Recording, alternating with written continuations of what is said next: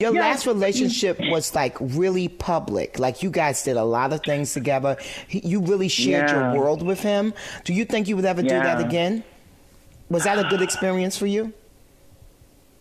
You know, in retrospect, I would say no. But at the time, can I tell you, Bevy, at the time, I was so genuinely and madly in love in a way that I'd never been before. And it just felt right to just feel, I don't know, you've been in love before. You just want to tell everybody and you just want to just like be in love. And so I was just in the moment. You know, I don't have any regrets around it. I don't. I don't know.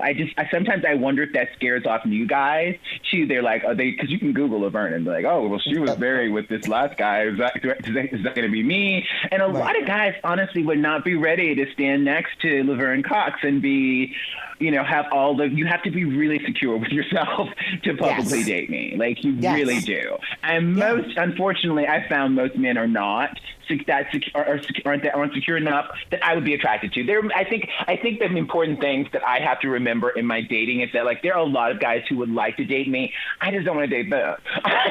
Okay, and there's that. Yes, indeed. No, I so relate to that. I so relate to that. It's like, but for me, I'm still trying to be democratic, Laverne, and it doesn't really work. I got to tell you. Democratic in what way? What do you mean? What do you mean? Child, I be trying to be democratic. Like, okay, it's okay that he doesn't make a lot of money or what have you. Like, I gotta tell you, and it's also, I'm trying to be like, oh, it's okay if he has a 9 to 5. It really doesn't work, Laverne, because, you know, when we go back out into the world, I don't get off work at fucking 5 o'clock. So you're going to be sitting at home with your dick in your hand, waiting for me to come home and then disgruntled. You know what I mean? I mean, did you ever experience that when they're like disgruntled because your life is so big and they're just kind of like small?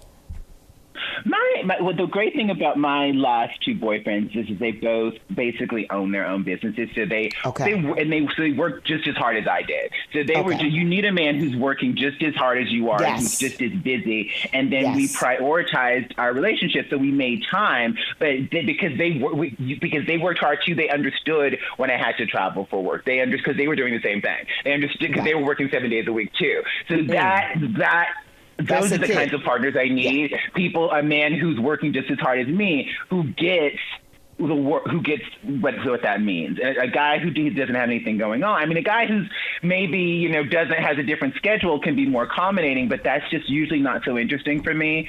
I think, though, for women over a certain age who make a certain amount of money, we have to be able to, I don't need a man to necessarily make as much money as me, but I'm not paying for him. I'm not I'm not a sugar mama. It's funny because I was having a conversation. I don't know if I was having a conversation with a girlfriend. She was like, girl, you might need to just, pay for this man to do whatever, because and I was just like, I just never done that. I've never been, if a guy, I'll go Dutch on a first date or whatever. If we do, then it's probably going to be the last date. And it's not, obviously, I'm not a gold digger. I'm very blessed. I do, I've done very well for myself, but it's just, and I'm a feminist, but it's just, I don't know. Even though I'm a feminist, there's just something about, I get it. I don't know.